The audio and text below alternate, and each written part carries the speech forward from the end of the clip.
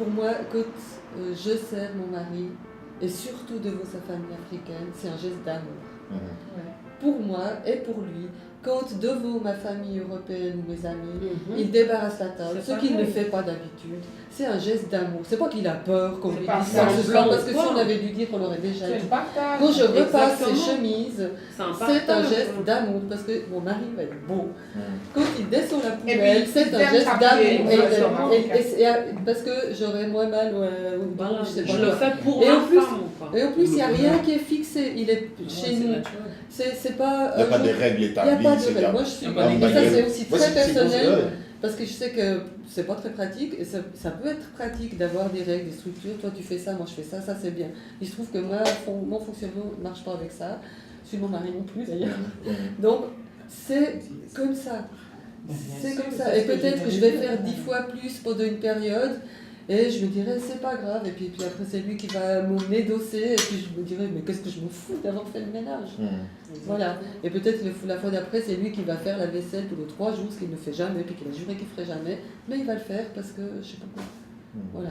Ma vision de ces histoires ménagères. Moi, je fais pas la mon mari est africain, du village, grandi au village, avec une mentalité du village, même s'il y a 10 ans, un peu plus qu'il est en Suisse. Mais très pétri de ça, bien qu'il ait été élevé par dans ces années du village, par une grand-mère, il n'y avait pas de figure paternelle, et il n'y avait que des garçons, lui et ses frères et ses cousins, donc il n'y avait pas de filles qui faisaient la cuisine, donc tous ses frères et ses cousins savent faire la cuisine, ils ont fait la lessive, ils ont fait le ménage et tout. Voilà, ça c'est une histoire particulière. Il se trouve qu'il est en Europe depuis 10 ans, qu'il est l'Africain du village quand même. C'est pas un villageois non plus, hein, parce qu'au Cameroun, quand on dit c'est un villageois, c'est péjoratif. Si vous allez en Italie, dans l'Italie du Nord ou vous allez dans l'Italie du Sud, il y a différentes, mais ce sont des familles européennes.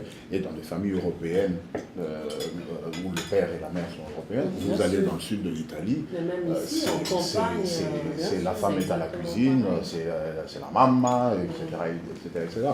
Donc, et puis il y a une autre chose aussi, en Afrique, je pense que Pierre nous dira, c'est la plupart des sociétés africaines sont des sociétés matriarcales. C'est la femme a une place extrêmement prépondérante. Maintenant, cette histoire de c'est la femme qui fait la cuisine. Moi, à ce que je sache, les plus grands chefs cuisiniers sont des hommes. Ça, c'est juste qu'ils mettent en valeur littéralement. Quand un homme fait la cuisine, c'est un art et on va le payer très cher. Et quand une femme fait des magnifiques plats à la maison, c'est normal.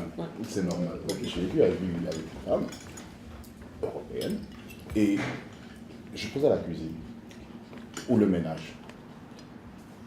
Mais j'ai arrêté le jour où je l'ai vu repasser derrière moi. C'est-à-dire agissant comme si ce que moi j'avais fait, ce n'était pas bien. Alors ce n'était pas bien selon quels critères? Là, parce que là encore, il faut définir selon quels critères. Est-ce que les femmes ont des critères spécifiques sur la façon de nettoyer un meuble et les hommes? Donc il y a tout ça qui entre en ligne de compte et qui fait que parfois ça peut expliquer justement qu'un homme qui avait un certain comportement, entre guillemets, moderne, etc., va retomber dans des comportements, encore une fois, entre guillemets, hyper machistes. Parce que le général n'existe pas. Parce que cette femme-là va le faire avec un blanc, avec un américain, avec qui vous voulez. C'est une femme qui veut qu'on repasse comme ça et elle va faire ça à son fils qui va être dégoûté de pas ça. Moi, par exemple, dans le couple, moi, c'était une vraie maniaque. Mon mari, il aime beaucoup m'aider, il fait des trucs, faire à manger, mais j'aime pas le bordel. Par exemple, la casserole là, l'autre là, moi, je supporte pas. Donc, je lui dis, non, tu laisses, non, je m'en occupe. Donc, moi, c'est mon problème. Sinon, mon mari, il aime bien faire les choses aussi à ma place. Quand je suis au travail, il s'en occupe, mais quand j'arrive, qu'il y a le bordel, j'arrive. Non, c'est le problème. Je lui dis, non, tu touches à rien. Moi, je m'en occupe. Sinon, quand on dit les hommes africains, ils sont comme si... Non, ils nous aident aussi. Nous, les femmes, parce que les hommes, ils ne savent pas ranger. Comme donc, c'est différent. Donc, au final, on dit à l'homme, non, tu touches à rien. C'est ça notre problème, les femmes. africaine ou bien européenne, je sais pas. Ah, moi, c'est pas mon problème. Voilà. Moi, j'arrive chez moi, mon mari fait à manger, il y a la cuillère là-bas, la casserole par terre, ça m'a rendu il fait un simple plat de pâtes. Ça revient à un simple problème de priorité. Pour nous, la priorité, c'est pas sur la cuillère ou sur la marmite. L'essentiel, c'est de manger. Et après, on va ranger s'il faut. Je crois que son vécu a vraiment une très grande influence. Vécu, ça veut dire aussi éducation. L'éducation qu'il a reçue. Si vous avez un garçon qui a été éduqué dans ses sœurs, ses tantes, sa mère qui faisait, il va reproduire ses... Pas forcément. Pas Non, forcément. je suis pas d'accord. Parlons en termes Mon papa, qui est le dernier d'une fratrie de 8, qui était justement toujours dans un peu les jupes de ses sœurs, de la maman. Et justement, il a toujours tout fait pour nous, il a toujours été présent, il a toujours cuisiné quand il fallait, s'occuper de nous. Même j'ai des souvenirs où il me coiffait. Et alors qu'il aurait pu justement avoir un côté très macho en se disant moi j'ai toujours en plus le plus petit, en plus ça dépend tout des ethnies, il y a des ethnies qui sont plus machistes que d'autres. Personnellement, moi je trouve qu'il n'y a pas vraiment une manière de formuler. Moi je dis dans un couple, s'il n'y a pas d'équilibre, ça dépend, l'amour en veut. Quand tu es amoureux, tu peux tout faire. Ouais. On a vu plein d'hommes changer radicalement, mais l'important pour moi, est-ce que tu es heureux sur ce que tu fais? Si tu es heureux en faisant tout chez toi, tant mieux. Hein. Si tu es heureux en ne faisant rien et que ta femme accepte, tant mieux. L'essentiel, c'est d'être heureux et au moins d'avoir une base. Parce que de toute façon, tôt ou tard, si tu es heureux, ça va remonter à la surface. C'est bien beau au début, mais ça ne va pas tenir. Il faut qu'on soit réaliste, que la place de l'homme, dans nos sociétés, on a beau bien dit que l'homme ne fait rien, mais il faut voir. Hein. On a toujours dit derrière un grand homme se cache une grande femme. Hein. On ne sait pas ce qui se passe dans la chambre, comme on dit chez nous. Ouais. C'est pas parce que la femme fait tout dehors que forcément... Il y a des femmes qui ont la capacité de garder le secret, justement, parce que c'est ça qui équilibre leur couple aussi, quoi. Il faut voir que dans un couple aussi, il y a des trucs que la femme ne peut pas faire et que l'homme doit faire. Porter les valises, il y a plein de trucs, c'est pas parce que je dois les valises, porter les meubles lourds. Ça, c'est des trucs qu'à la base, la femme ne faisait pas. Ah, moi, c'est différent. Moi, mon homme, il n'aime pas quand on va à Conforama prendre des meubles, c'est moi qui les monte. Il ne sait pas monter, il ne sait pas bricoler, c'est moi qui fais tout. Donc, pour finir, je dis que ton rôle, c'est quoi la même. Même il enlève les 5 chaussettes, les jette. Oh. Ça me rend dingue. Il y a des hommes qui partent du principe que les enfants, surtout quand ils sont petits, c'est le rôle de la mère, et puis ils se sentent effacés, ou ils s'effacent eux-mêmes. Parce qu'ils partent du principe que ce n'est pas leur rôle. Ou alors ils pensent qu'il n'arrivera pas. Personnellement, je suis ce genre d'homme qui trouve qu'un enfant, il y a des trucs qu'il doit faire avec sa mère, il y a des trucs qu'il doit faire avec son père. Je ne suis pas forcément obligé d'aller à l'école suivre ses cours de comédie ou de personnellement. Je ne me vois pas à quoi ça... La maman, si elle te dit pourquoi c'est maintenant au niveau des enfants. Quand c'est le garçon, on dit pourquoi quand c'est la fille, c'est maman qui accompagne le fils au foot. Ah mais oui, elle dit oui, c'est tout bon mon petit, tu as bien joué, même s'il a mal joué. Alors non, c'est son père qui doit lui remonter les bretelles. Alors tu cours comme un homme et tu fais du sport. Non, j'ai découvert les hommes africains avec des bébés dans les bras comme j'avais... Enfin, je trouve qu'il y a énormément d'Africains... Voilà. J'aime pas les généralités. Donc mes beaux frères, les amis, etc., qui sont tellement présents même auprès des bébés que ça m'a touchée. Oui, parce que je trouve qu'il y a rien de plus beau qu'un homme et qu'un bébé. Après, l'histoire d'accompagner l'enfant au foot, pour moi, c'est vraiment pas les tâches ménagères. Ça, il y a un enfant, t'es le père de cet enfant, tu t'intéresses à ce qu'il va. Que pour aller lui dire super ou pour aller lui dire non mais cours plus vite, pour aller dire ce que tu veux. Mais allez le voir figure, mais d'être présent. Aujourd'hui, je suis très fière de voir ma fille faire de la poterie parce qu'elle nous amène des choses magnifiques à la maison. Et le fait que, par exemple, l'année passée, c'était moi qui l'accompagnais, maintenant c'est son papa qui va la chercher, c'est une dimension complètement autre pour la petite. Elle est fière de se dire « Ah, mais c'est mon papa ». Et moi qui ai eu la chance, et jusqu'à aujourd'hui, d'avoir un papa très présent, je reconnais justement cette place importante d'avoir un père, sans mélanger les rôles en disant qu'il y a des choses, évidemment, c'est maman, mais il y a une place très importante du père au sein de la famille et de l'éducation d'un enfant. Je parle du principe qu'il ne faut pas changer, oublier sa culture, mais que quand des parents ont pris la décision de vivre en Europe, c'est qu'ils l'ont voulu, il y a un minimum d'intégration qu'il faut avoir. Parce que c'est pourquoi? C'est pas pour être comme les autres, mais c'est pour avoir une vie un peu équilibrée. Parce que à vouloir faire les marginales ou être contre tout ce qu'il y a parce qu'on ne veut pas lâcher certaines cultures, mais finalement on se fait violence à soi-même. Parce que moi je suis pas du principe que ça nous... Voilà, on s'exclut puis ça nous ferme des portes finalement. Non, moi je trouve que, pas personnellement, tu t'exclus pas, mais si tu es dans... De toute façon, tout le monde est différent. Si tu parles dans l'optique que tout le monde est différent et que tu es prêt à accepter l'autre, tu t'exclus pas. Moi particulièrement, je prends mon cas, j'ai été dans une école internationale où on avait des gens qui venaient de toutes les horizons et on avait un climat plus étendu parce que tout le monde n'était pas pareil. Chacun était différent à l'autre. Il y avait quand même des normes que vous étiez obligés de suivre. Toute société a besoin des normes. Tout groupe d'amis, que ce soit partout où on se retrouve, que ce soit les amis, que ce soit la famille, il faut un minimum de normes. Exactement, mais c'est ça l'intégration. Il y a des principes. C'est ça les principes. Non, je ne trouve pas que c'est pas... l'acceptation de l'autre. C'est différent. Si c'est ton ami, tu vas accepter plein de trucs. C'est une autre personne qui te dit ça, tu vas... Oh, ok, mais dis ça. Moi, je vois, il y a des choses où, des fois, dans les familles africaines, par exemple, la femme, elle a un problème avec son mari, elle va passer par la maman parce qu'elle se dit, ah, si c'est maman qui dit, là, il va écouter, si c'est moi, il prend mal. Tu vois, c'est quoi? C'est la perception et la communication qui fait que des fois, on se dit que bon, on va faire les choses d'une certaine manière ou d'une autre. Mais c'est parce qu'on accepte aussi, des fois, il faut accepter que on est limité, qu'il y a des choses qu'on ne peut pas faire. Autant chez les hommes que chez les femmes africains qui ont immigré ici, il y a cette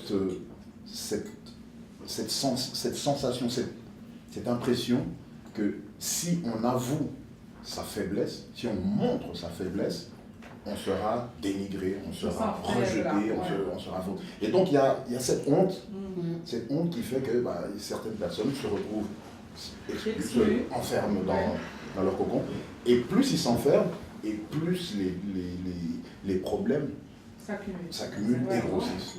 Bon, le plus souvent aussi, l'enfant aussi, en grandissant, c'est comme un étranger aussi pour ses propres parents, parce qu'il est né ici, et puis c'est l'éducation d'ici que l'enfant est aussi. On allant à l'école, et puis c'est l'éducation que les parents n'ont pas eu aussi. Non, ce qui veut dire qu'en grandissant, quand l'enfant... Non, c'est vrai, parce que les parents, ils n'ont pas résolu leurs propres problèmes au fond.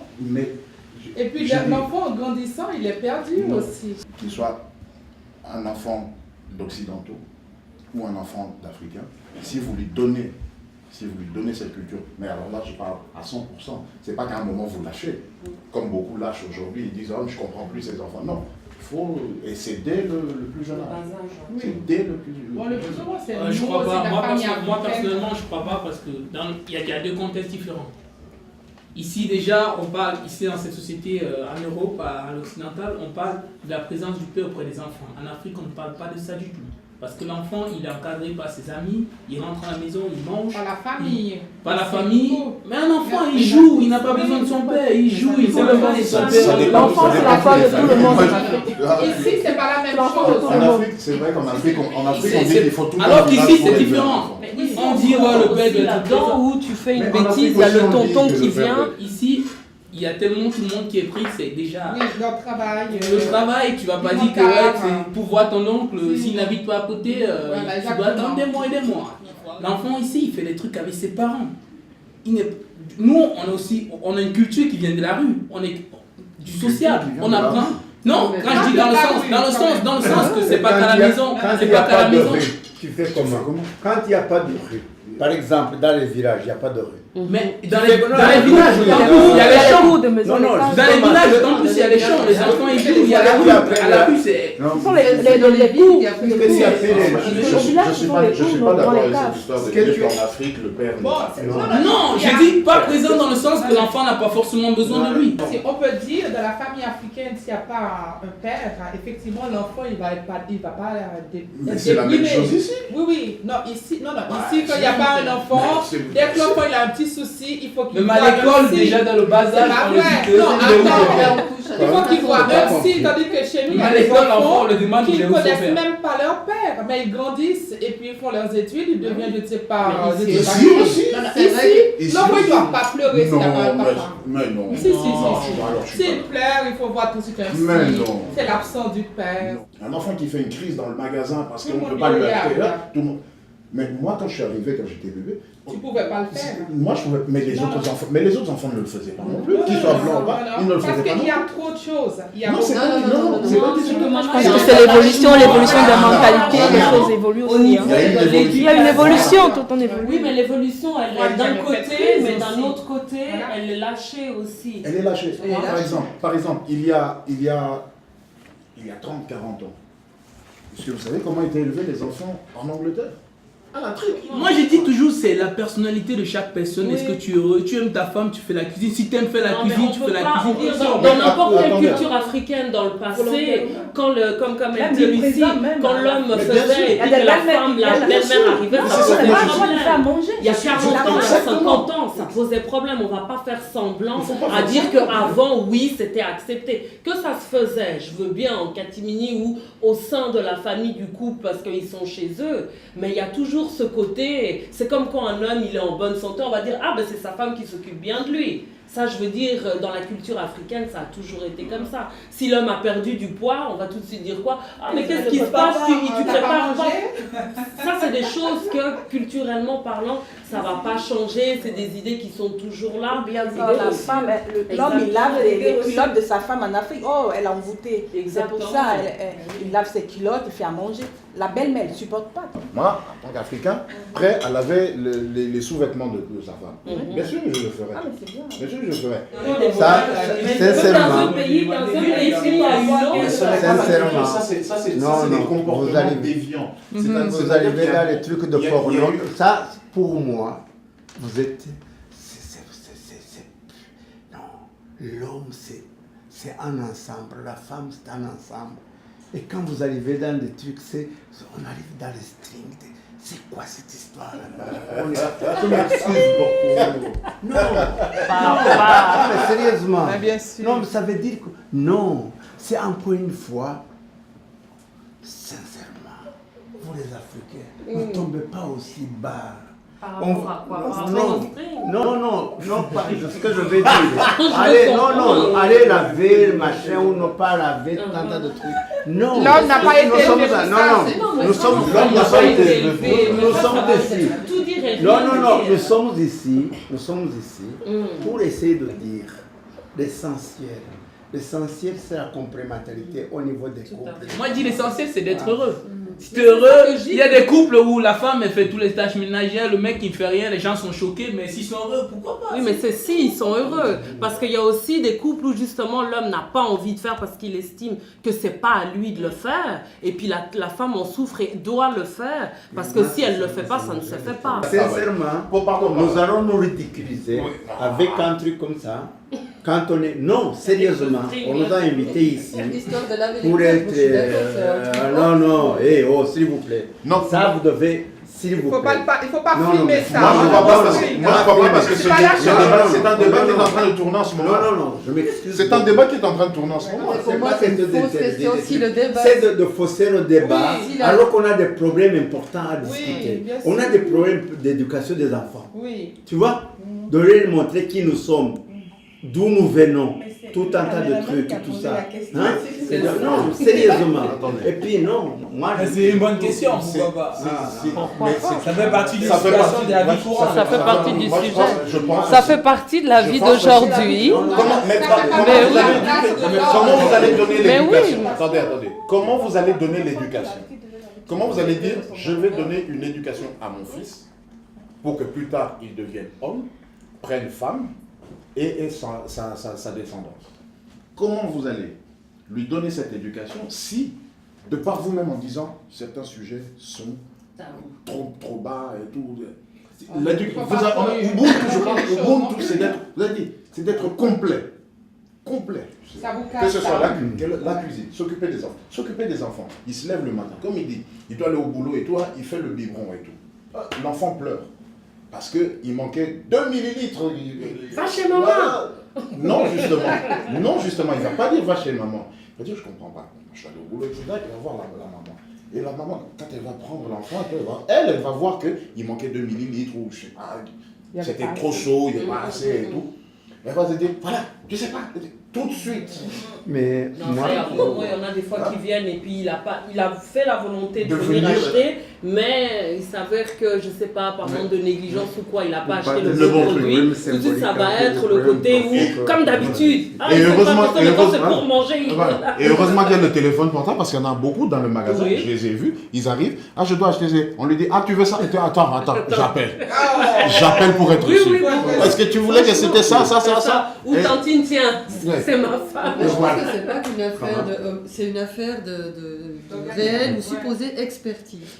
Et de manière réelle ou supposée, qui est l'expert de la lessive? Parce qu'il se trouve que c'est elle qui le fait depuis longtemps. C'est la femme.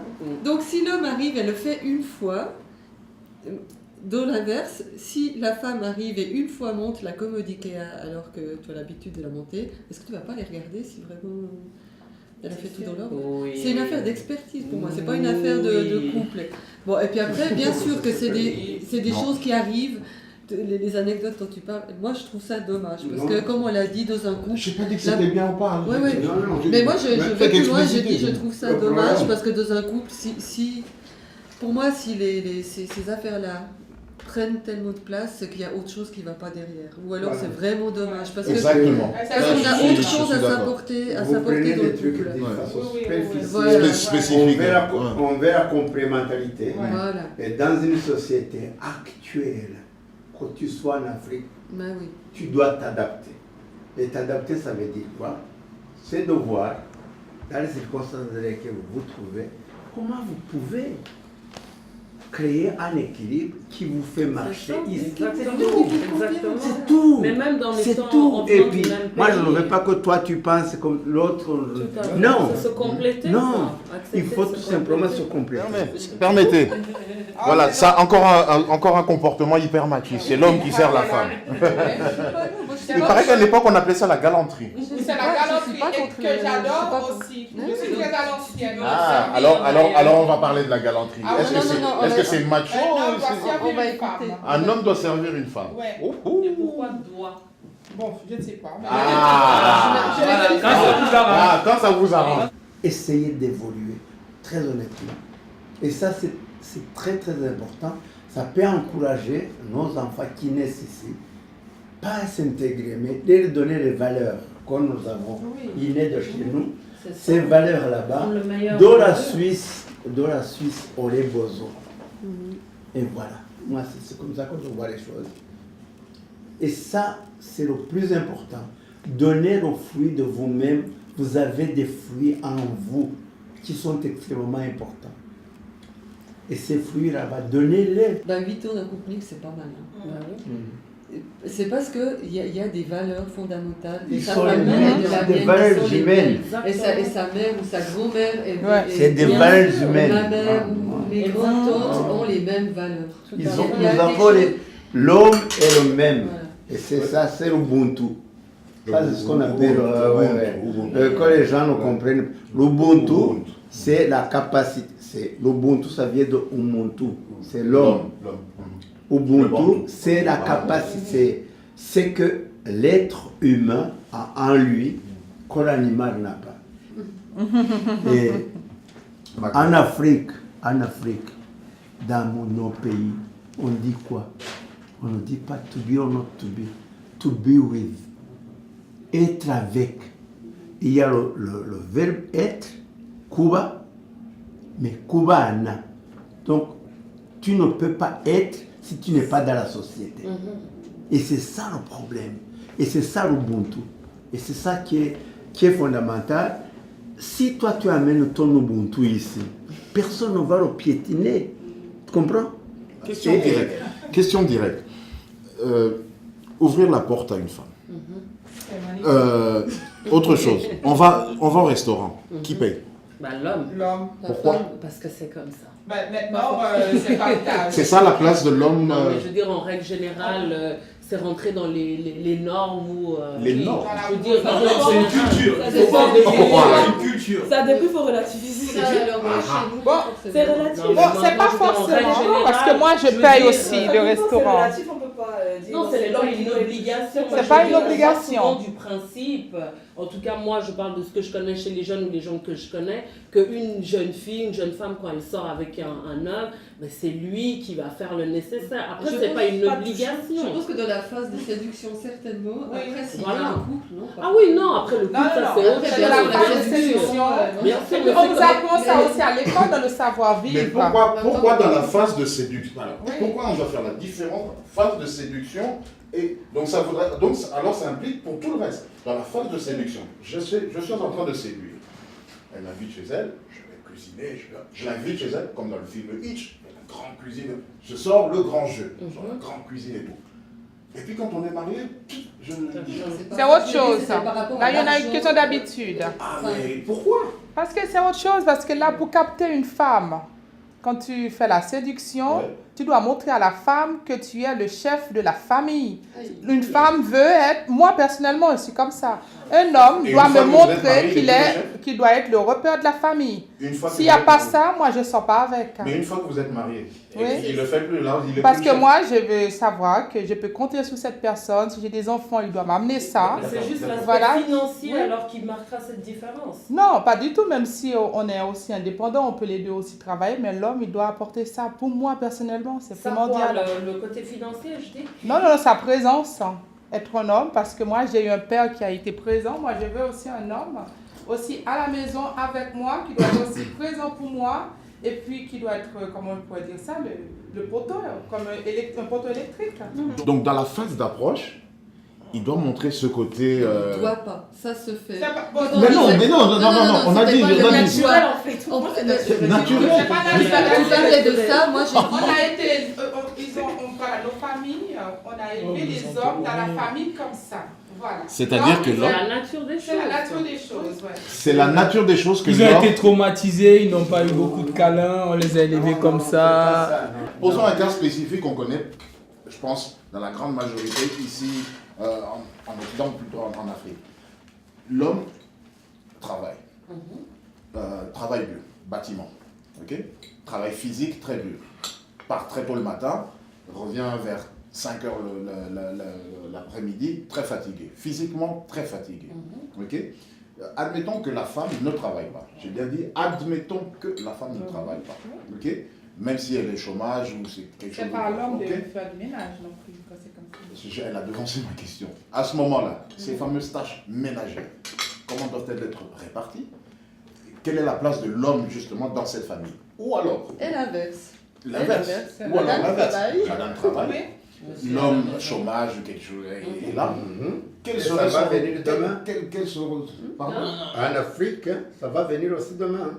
Il y a des femmes qui ont des postes de responsabilité, des ministres, des quoi chez moi, des parlementaires, tout ça. Toujours je connais très bien. On va tomber dans le paradoxe des divorces. Revenons. Alors, revenons sur ces deux cas. Et c'est ça, je suis catégorique, on va tomber dans le paradoxe des divorces. On n'arrive plus à accepter quelqu'un d'autre. On n'arrive plus à accepter, on trouve la facilité. Non, ici, il ne veut rien foutre. La société est comme ça aujourd'hui, malheureusement. C'est normal, c'est la belle société. Non, je ne dis pas que c'est normal. C'est comme le fait que quand il y a un problème dans le couple, chez nous, on va faire appel à la famille qui vient asseoir le jeune couple pour trouver des solutions. Dans la culture d'aujourd'hui ou même aujourd'hui des Africains vont trouver que c'est pas normal. Ou le fait que par exemple des hommes africains qui sont ici, qui depuis plusieurs années qui divorcent ou quoi, ils font venir des femmes du pays. Est-ce que ces hommes qui ont fait 20 ans, 25 ans au pays, ou on va dire qui sont venus à l'âge de 20 ans ici, qu'on fait une vingtaine d'années, qui se retrouvent à 40-45 ans pas mariés, qui font venir une fille même peut-être du même âge ou plus jeune, est-ce qu'ils ont la même culture? Moi, je pense pas.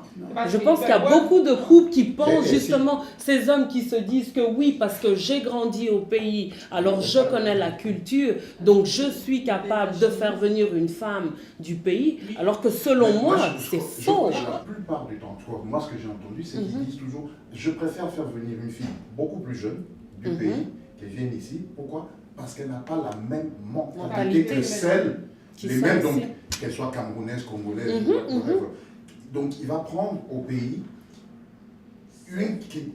Oui, mais pourquoi? Parce qu'il va pouvoir la mater d'un côté. Non, c'est pas qu'il veut la mater, parce que... Non, attendez, pardon. Laisse-moi finir. toutes les aventures, toutes les filles que j'ai eues ici, mais tout passe. Mal à la tête. Elles sont mal élevées, elles sont ceci, elles sont cela. Elles répondent, elles sortent, elles fument, elles boivent, elles vont boire. Souvent. Ils appellent au pays, ils disent maman qui est au pays, cherche-moi une femme. Et c'est celle qui était à l'église peut-être, mais qu'on ne sait pas ce qu'elle faisait derrière. Exactement. Et beaucoup se retrouvent ici où celle qui était la bonne sainte et tout, finalement c'est une espèce de taré. Voilà. Et puis après tout d'un coup il y a... Ou dans d'autres cas aussi se retrouve avec une fille qui arrive ici, qui a reçu une éducation là-bas. Là-bas justement, il y a la famille, il y a la famille élargie. Et ici, il n'y a pas. Non. Et moi, j'ai eu l'impression, quand j'ai connu la diaspora camerounaise, ici, connaissant mon mari ici, et quand je suis allée au Cameroun, c'était pas le même monde. Au Cameroun, j'ai trouvé des familles structurées, des enfants bien élevés, des choses comme ça. Et là, dans la non mais je ne sais pas non plus. Mais il y a une certaine diaspora.